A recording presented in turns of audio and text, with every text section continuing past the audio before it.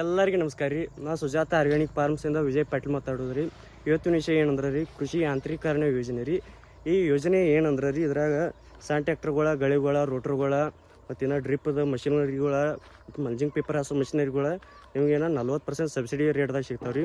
ಮತ್ತು ಮಹಿಳೆಯರಿಗೆ, SC STದವ್ರಿಗೆ ಇನ್ನೂ ಹೆಚ್ಚಿನ ರೀತಿಯಾಗಿ ಸಬ್ಸಿಡಿನೂ ಹಾಕೈತ್ರಿ.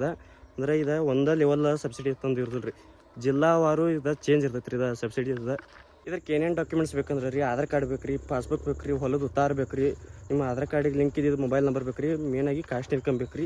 ಇವೆಲ್ಲ ಡಾಕ್ಯುಮೆಂಟ್ಸ್ ತೊಗೊಂಡು ನೀವು ಎಲ್ಲಿ ಹೋಗೋದಂದ್ರೆ ಸೇವಾ ಸಿಂಧು ಪೋರ್ಟಲ್ದಾಗೂ ಹಾಕ್ಬೋದು ರೀ. ಹಂಗೆ ರೀ ನಿಮ್ಮ ಕೃಷಿ ಸಂಪರ್ಕ ಇಲಾಖೆ ಇರ್ತಾವೆ ನೋಡಿ, RSK ಅಂತಂದ್ರಿ ಅಲ್ಲಿ ಹಾಕ್ಬೋದು ರೀ. ಇಲ್ಲಿಕ್ಕೆ ನಿಮ್ಗೆ ತಾಲೂಕು ವೈಸ್ದಾಗ ಕೃಷಿ ಸಂಪರ್ಕ ಕೇಂದ್ರ ಇರ್ತಾವೆ ರೀ, ಅಲ್ಲಿ ಹೋಗ್ಬೋದು ರೀ.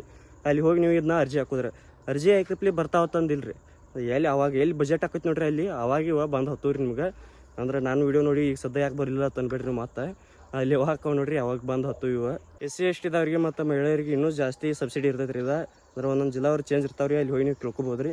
ಆಮೇಲೆ ಇಂಥ ಇನ್ನಷ್ಟು ವೀಡಿಯೋ ಕೊಡ್ರಿ ರೈತರು ಸಬ್ಸಿಡಿಗಳ ಸ್ಕೀಮ್ಗಳು ಏನೇನು ಇರ್ತಾವೆ ನೋಡಿರಿ.